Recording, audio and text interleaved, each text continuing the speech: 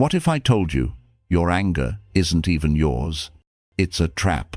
And every time you explode, someone else wins. Now picture this. You're in an important meeting. A colleague leans back, smirks, and says, "Looks like this project will fail, just like the last one." The room chuckles.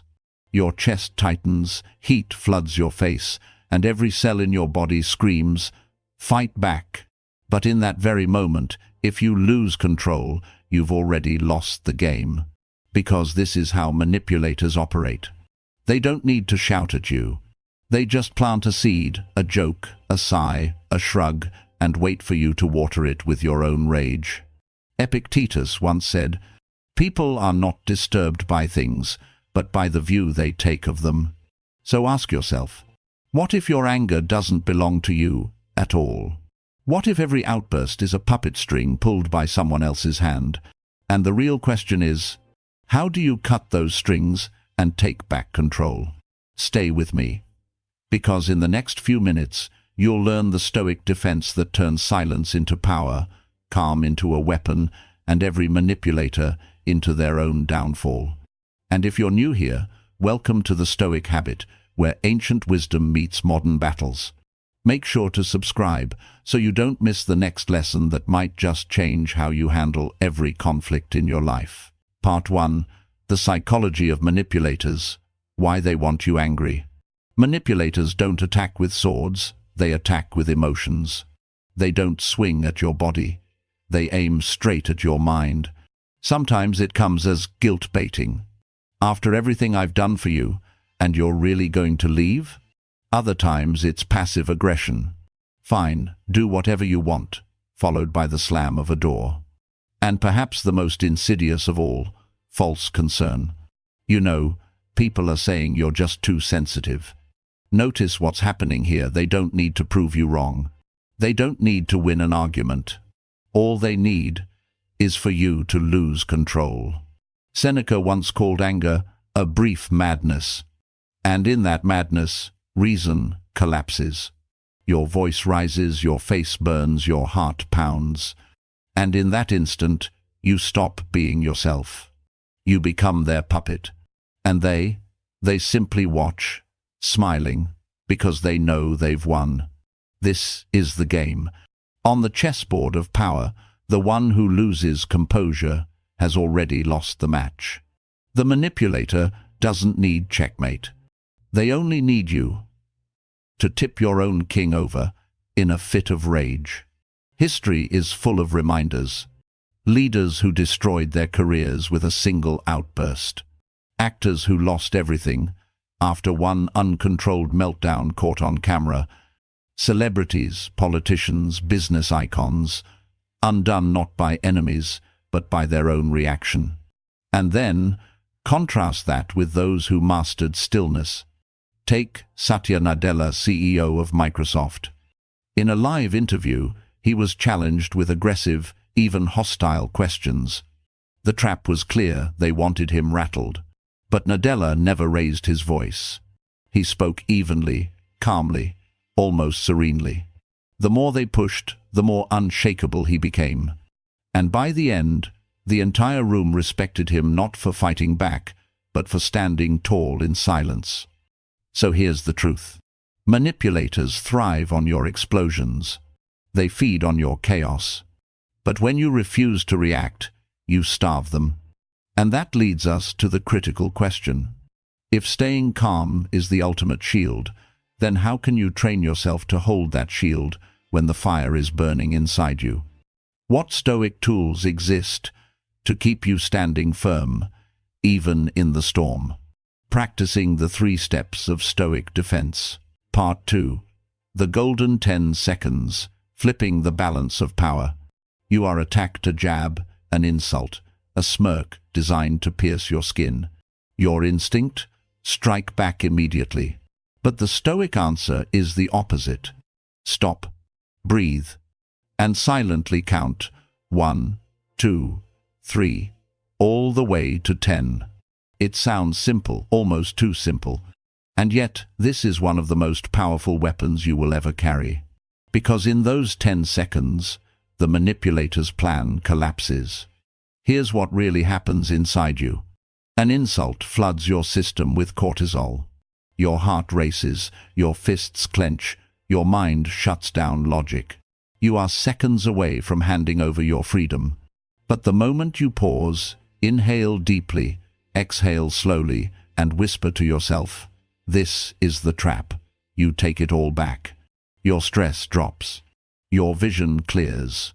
Your mind returns to you. Think about Nelson Mandela. For decades, prison guards tried to provoke him, mocking him, humiliating him, daring him to break. But he refused. Later he explained, "If I let anger control me, they would win a second time." It was that calm, that mastery of the inner 10 seconds that transformed him from a prisoner into a liberator. 10 seconds of restraint changed the course of a life. 10 seconds can change yours too. Because the truth is this: anger is easy, silence is strength. Most people cannot endure even a few seconds of stillness. That is why manipulators thrive. They rely on your impatience. But if you can wait, if you can hold steady while the storm rages inside you, you turn the battlefield upside down. And here is the challenge. The next time someone tries to bait you, freeze. Do not reply. Do not explain. Just breathe, count, name the game. This is the trap. Those 10 seconds will make you untouchable. And once you learn to master them, you will see every manipulator unravel before your eyes. But what happens when the attacks don't stop? When the bait keeps coming, wave after wave? The answer lies in the next step of Stoic defense. Part 3. Glitch the matrix, breaking their code. Manipulators run on a program, a hidden operating system. Every sigh, every guilt trip, every backhanded comment is a line of code. And if you react, the system works. You become the villain they scripted. So, how do you break it? With 3 words: I'll think about it. It sounds ordinary, almost robotic. But that's the point. They expect outrage. They expect you to defend, to explain, to drown in emotion. Instead, you give them nothing. Picture this. Someone says, "After everything I've done for you, you owe me." Your voice stays even calm, detached. "I'll think about it." Their eyes flicker. Confusion, frustration. They try again, louder this time. "You're selfish. You ruined my life." Again, same tone. "I'll think about it." You just crashed their system. They needed your guilt to fuel their control, and you gave them silence instead. Now they are the ones off balance. This technique has been used by leaders, negotiators, even world-class athletes. Why? Because neutrality is disarming. When tennis legend Rafael Nadal faces hecklers or biased questions, he doesn't lash out. He answers calmly, briefly, and leaves the weight of their words hanging in the air. The crowd sees the contrast and respects him even more. Epictetus would call this the art of detachment. He taught that insults cannot harm us unless we choose to believe them. By refusing to feed the program, you expose its weakness. So remember, you don't always need the perfect comeback. Sometimes the most powerful move is no move at all.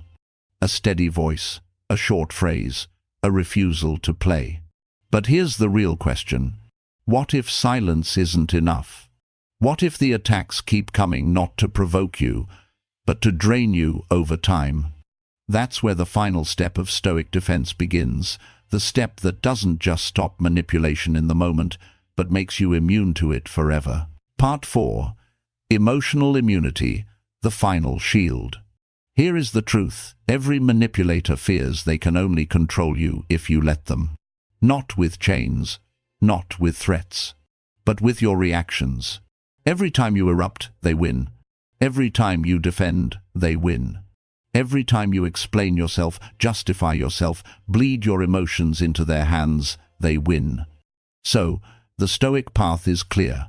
You must choose immunity.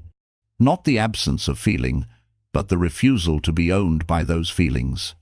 Seneca wrote, "The greatest power is to be master of oneself." And mastery means this: you do not owe anyone your reaction, not your anger, not your tears, not even your words. Imagine a shield not made of steel, but of silence. Every insult strikes it and falls flat. Every guilt trip collides and crumbles. The manipulator swings harder, desperate for impact, but the shield never breaks. This is emotional immunity. It is not about becoming cold, but becoming unshakable. Think of Marcus Aurelius. As emperor of Rome, he faced betrayal, political plots, endless criticism. He could have answered with rage, with fear, with paranoia. But instead, he wrote in his journal, "If anyone can show me where I am wrong, I will gladly change, but if they merely attack me, I will remain as I am." That is emotional immunity. Criticism cannot break you if you no longer need to react. Insults cannot touch you if you see them for what they are, echoes of another's weakness. Modern life proves the same lesson. Look at leaders who stay calm in scandals, storms, and chaos. Some survive not because they are flawless, but because they refuse to flinch. The world admires resilience, and resilience begins when you stop letting others decide your state of mind. Ask yourself this: how many hours, days, even years have you lost reacting to someone else's bait? How much peace have you traded away because you felt you had to answer? The Stoic answer is liberation. You owe no reaction. So here is your choice.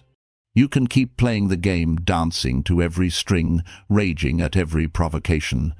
Or you can step outside the game completely. Calm, steady, untouchable.